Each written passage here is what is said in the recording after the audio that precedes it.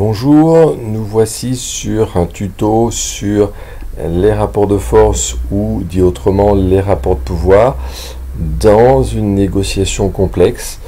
Donc les rapports de pouvoir vont nous permettre de se dire en fonction de ce qu'il en est, donc quels sont mes rapports de force ou mes rapports de pouvoir, je vais utiliser en grande priorité telle tactique ou telle stratégie. Donc j'ai déjà fait des tutos sur les tactiques et stratégies que vous pouvez aller voir sur ma chaîne YouTube. Donc Serge Renard, formateur et consultant, et vous allez tomber dessus. Alors, les rapports de force, donc il y en a 6. Donc les 6 I. Premier rapport de force, c'est importance. Si effectivement l'acheteur dispose, donc si ses achats représentent une partie importante du chiffre d'affaires du vendeur, ben effectivement ça veut dire que l'acheteur est un rapport de force favorable. Si le vendeur finalement, cet acheteur représente que 10 ou 20% de ses ventes, finalement c'est pas un acheteur si important que ça.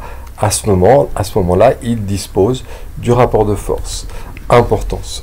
Je vais prendre un exemple. Imaginons que j'ai un client qui représente 10% de mon chiffre d'affaires. Ben, c'est vrai que si j'ai une négociation complexe à avoir, dans tous les cas de figure, c'est pas forcément un client très important.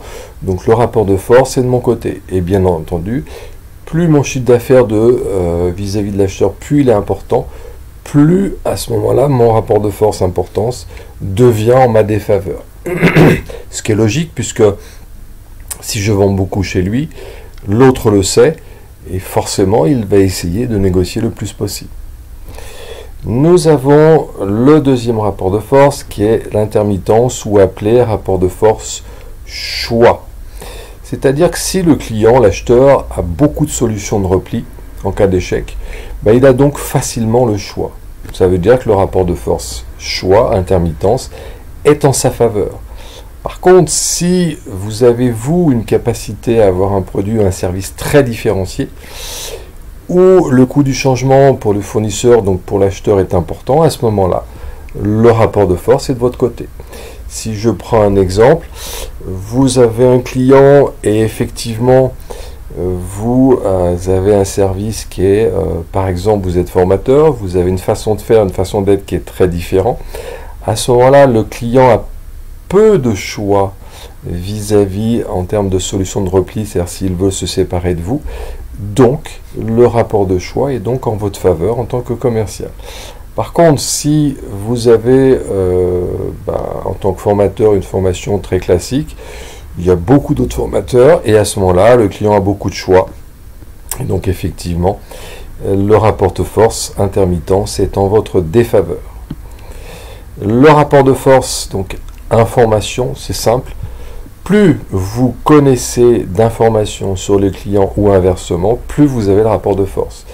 Vous êtes dans une négociation vendeur, eh bien, si vous avez une très forte connaissance aussi bien du marché, de l'entreprise, de cet acheteur, des tenants aboutissants de la négociation, ça veut dire que votre rapport de force information est favorable. Et bien entendu, plus votre rapport de force information est favorable, plus vous allez pouvoir savoir et faire jouer votre niveau de rapport de force importance, intermittence, et on va voir influence instant ou imposée. Pourquoi? Parce que vous avez les informations pour se dire comment je vais faire pour changer le niveau d'importance, je peux bluffer. Niveau d'intermittence, je peux bluffer aussi, ou alors me dire je vais à ce moment-là mettre en place une proposition très différente, et donc il ne pourra plus se servir des autres choix.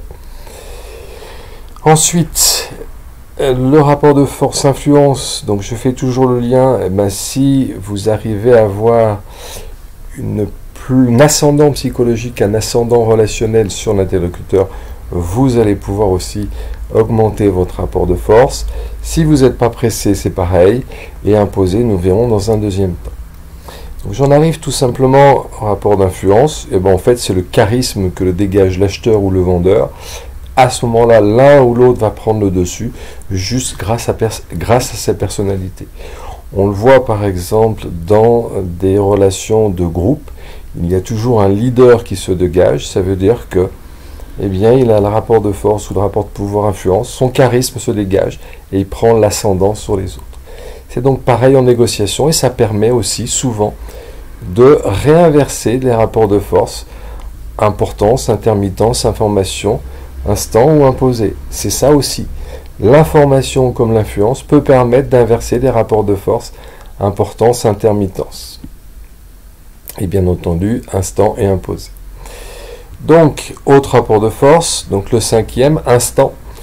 En gros, vous êtes vendeur dans une négociation. Si vous êtes pressé qu'elle se fasse rapidement, et bien effectivement, ça veut dire que le rapport de force est défavorable pour vous et favorable pour l'acheteur. Si vous n'êtes pas du tout pressé, que vous avez le temps et qu'elle peut se faire sur beaucoup de temps, à ce moment-là, vous reprenez le rapport de force instant.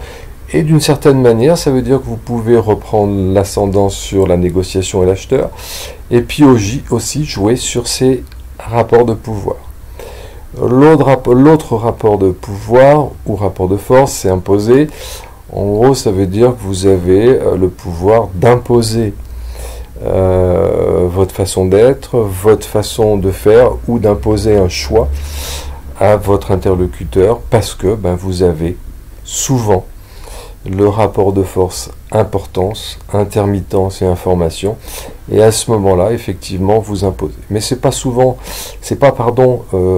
souvent le plus pertinent, puisque l'autre peut se rendre compte et après peut se dire, eh bien, il n'a pas joué un rapport de force ou en tout cas une tactique gagnant-gagnant, et finalement, la négociation peut aller dans un sens qui soit négatif et pour l'un et pour l'autre. Donc on voit bien que tous les rapports de force sont interactifs et que on peut par exemple se dire si pour réfléchir comment réinverser la tendance ou avoir un rapport de force qui quand même est favorable ou en tout cas équilibré, j'augmente mon niveau d'information pour me dire comment je peux limiter le choix de l'autre, comment je peux faire en sorte que ça soit effectivement quelqu'un de moins important en tant que client ou acheteur. À ce moment-là, je serai plus confiant et j'aurai un ascendant plus facile sur l'autre. Et me dire dans tous les cas de figure, je ne suis pas pressé. Et à ce moment-là, je peux réinverser ou rééquilibrer un rapport de force ou un rapport de pouvoir. Nous voyons pour terminer aussi que en fonction de ce rapport de pouvoir, je vais donc pouvoir utiliser et avoir une meilleure vision des tactiques que je vais utiliser et les stratégies.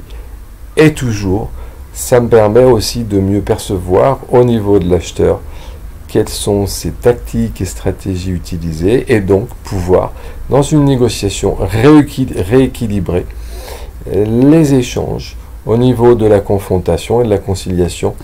Pour ceux qui connaissent, vous comprenez. Merci beaucoup d'avoir suivi ces tutos. Je vous souhaite de bonnes négociations et je vous dis à très bientôt. Au revoir.